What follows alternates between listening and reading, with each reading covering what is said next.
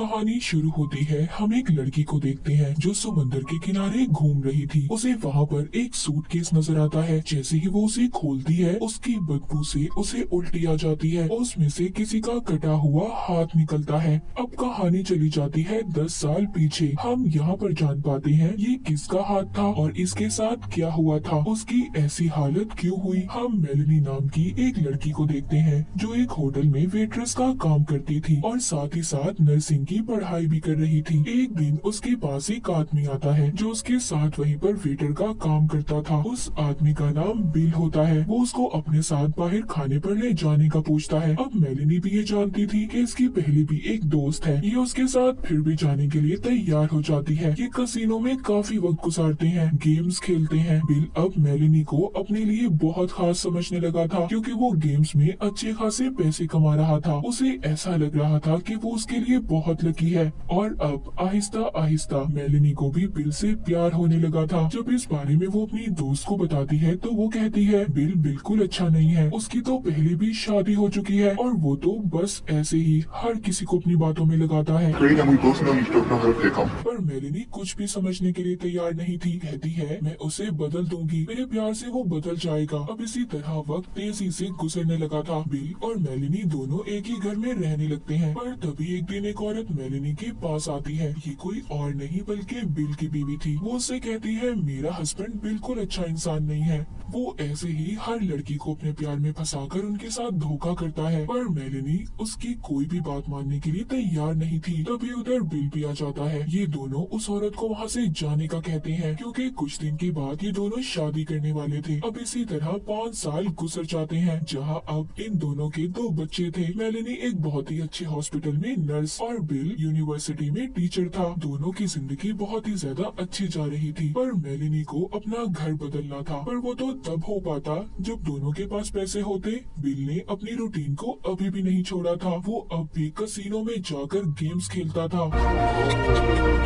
उसने अभी भी एक लड़की को अपनी दोस्त बनाया हुआ था जिसका मेलिनी को बहुत जल्द पता चल जाता है कि वो उसे धोखा दे रहा है। उसके पास से उसे एक लड़की का नंबर भी मिलता है जिस पर उसका नाम भी लिखा हुआ था। अगले दिन जब वो अपने हॉस्पिटल में जाती है तो उस नाम की ही लड़की उसके पास अपना चेकअप करवाने आई थी और बातों ही बातों में ये उससे पूछ लेती है जिससे इसको पता चलता है कि ये बिल की ही यूनिवर्सिटी की है। ये सब तो सुनकर जैसे वो पागल सी हो गई थी कि इतना वक्त एक साथ गुजारने के बाद बिल अब भी उसको धोखा दे रहा था। ये रात को बिल का पीछा भी करती है और अपनी आंखों से उसे देख लेती है उस लड़की के साथ। मगर ये अब भी बिल को कुछ नहीं कहती क्योंकि ये अपने बच्चों की वजह से चुप थी। ये अपने बच्चों की वजह से ही बिल को छोड़ना नहीं चाहती थी क्योंकि ये जानती थी कि इन सब चीजों का असर उसके बच्चों पर होगा। वो अपने हस्बैंड के बार बार झूठ बोलने पर तंग आ चुकी थी। रोज रात देर तक उसका इंतजार करना। पर अब वो ये फैसला करती है कि अगर बिल उसको धोखा दे सकता है तो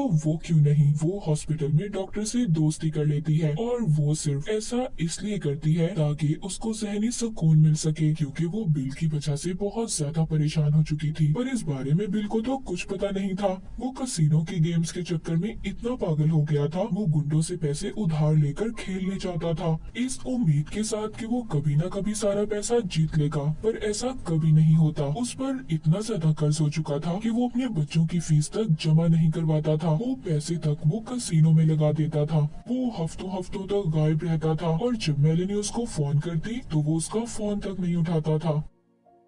उनका रिश्ता बस टूटने ही वाला था। पर वो बिल को डाइवोर्स देना नहीं चाहती थी क्योंकि बचपन में भी उसके साथ ये सब हुआ था। उसके डैड की मौत के बाद उसकी मॉम ने दूसरी शादी कर ली थी पर उसको वैसा प्यार नहीं मिल सका जैसा उसे उसके सगे डैड से मिलता और यही सब वो अपने बच्चों के साथ होने देना नहीं चाहती थी। अब इसी तरह देखते देखते 4 साल और गुजर जाते हैं। उनको उनका दूसरा घर भी अब मिलने वाला था। पर ऐसा कैसे हो पाता, उसके लिए तो इन्हें पैसे चाहिए थे और बिल के पास कोई पैसा नहीं था। वो अपनी अय्याशी की जिंदगी में मगन था। एक दिन मेलिनी उस लड़की का मैसेज पढ़ती है जो बिल की दोस्त थी, जो उसके साथ उसकी यूनिवर्सिटी में भी थी। वो उसको अपने पास बुला रही थी। जब ये उसका पीछा करती है तो बिल उस लड़की को लेकर जाने ही वाला था पर ये पार्किंग एरिया से गाड़ी को दूसरी साइड पर खड़ा कर देती है क्योंकि गाड़ी की दूसरी चाबी मेलिनी के पास थी। अब जब बिल घर आता है तो उसको बहुत गुस्सा आता है क्योंकि वो जानता था कि ये काम मेलिनी ने किया है। वो उस पर चिल्लाता है, उसे मारने भी वाला था,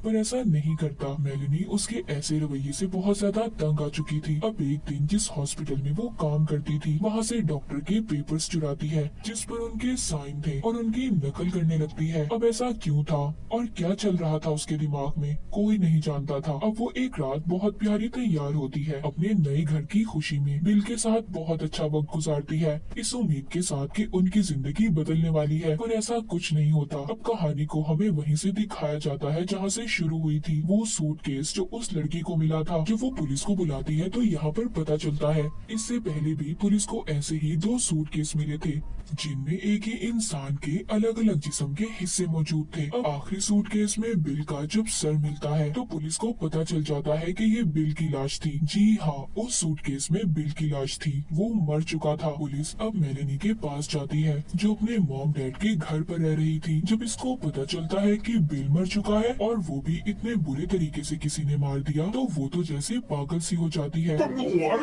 अब जो पुलिस इस केस की छानबीन करती है, जिसके बाद कुछ अलग बातें सामने आती हैं। कुछ वक्त पहले इनकी जिंदगी में क्या हुआ था, मेलेनी पुलिस को बताती है। कहती है, हम लोग नया घर लेने वाले थे जिस पर बिल बिल्कुल खुश नहीं था। हम दोनों में झगड़ा भी हुआ, उसने मुझ पर हाथ भी उठाया, जिसके बाद अपना सामान पैक करके घर से चला गया। वो बताती है, मुझे ऐसा लगा हमेशा की तरह अपनी किसी दोस्त के पास गया होगा। मैं उस आदमी के साथ नहीं रहना चाहती थी, इसीलिए मैंने उससे अलग होने का फैसला किया। पुलिस को ये सब बातें बताने के बाद मेलेनी डॉक्टर के पास आती है। हॉस्पिटल में वो डॉक्टर को बताती है कि मैं अब बिल के साथ और नहीं रहना चाहती क्योंकि वो अच्छा आदमी नहीं है। डॉक्टर उसकी बातों पर हैरान था क्योंकि कुछ दिन पहले उसने उससे कहा था कि मैं अपने बच्चों का बचपन खराब नहीं करना चाहती। दूसरी तरफ पुलिस भी इस केस की छानबीन शुरू कर देती है। तभी पुलिस को पता चलता है कि मेलेनी ने जो कुछ भी बता रही थी कि सब कुछ उसने बिल के गायब होने के बाद किया। जब पुलिस उसके घर की तलाशी लेती है तो वैसा ही उन्हें एक और सूटकेस मिलता है। पूछने पर ये बताती है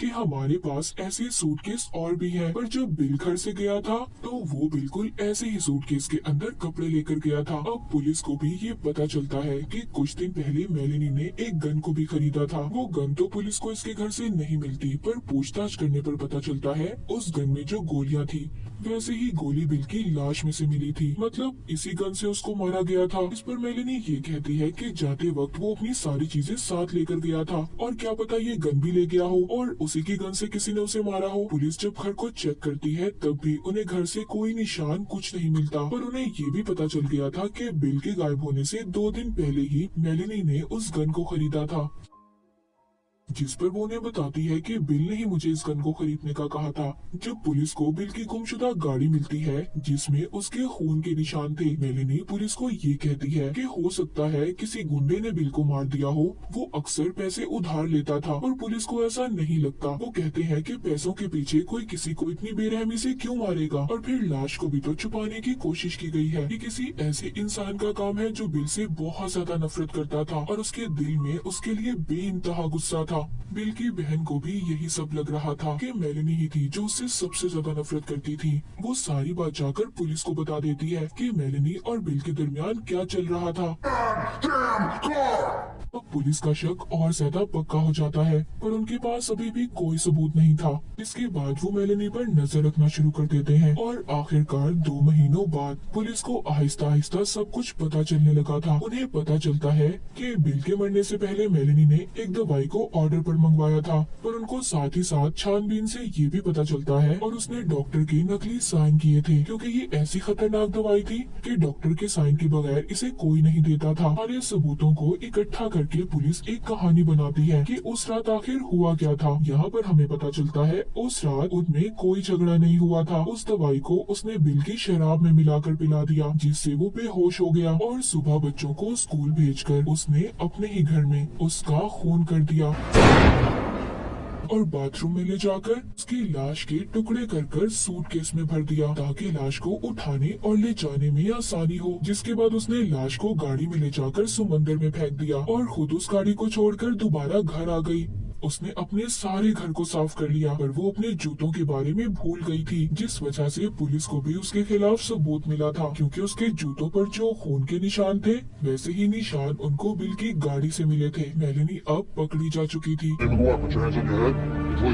जिसके बाद उसके बच्चों को भी उससे छीन लिया जाता है। सब उसके खिलाफ थे सिवाय उसके मॉम डैड के, जो उसको जमानत दिलवाकर छुड़वा लेते हैं। पर पुलिस अभी भी ये साबित नहीं कर पाई थी कि मेलेनी ने ही बिल को मारा है। उनके पास कोई पक्का सबूत नहीं था। वो इसकी और डॉक्टर की कॉल को भी रिकॉर्ड करते हैं, पर उनसे भी इन्हें कुछ नहीं मिलता। मेलेनी ने ये गेम बहुत ही चालाकी से खेली थी, पर पुलिस भी कहाँ हार मानने वाली थी। वो फिर से 2 महीनों के बाद इस केस को दोबारा चला देते हैं। इस बार इनके पास पक्के सबूत थे, जिस पर अब मेलेनी को उम्र कैद की सजा सुना दी जाती है। पर अभी भी मेलेनी अपने बयान से 1 इंच भी नहीं हटती। वो अब भी कहती है, मैंने कुछ नहीं किया, चाहे सारी दुनिया ने उसे सूटकेस किलर का नाम दे दिया था। ये कहानी मेलेनी की सच्ची कहानी थी। बास दफा हम बहुत अच्छे होते हैं, पर लोग हमें बुरा बनने पर मजबूर करते हैं, जैसे बिल ने किया। मेलेनी को इतना बुरा बना दिया कि वो एक कातिल बन गई। और इसी के साथ ही मूवी यहीं पर खत्म हो जाती है।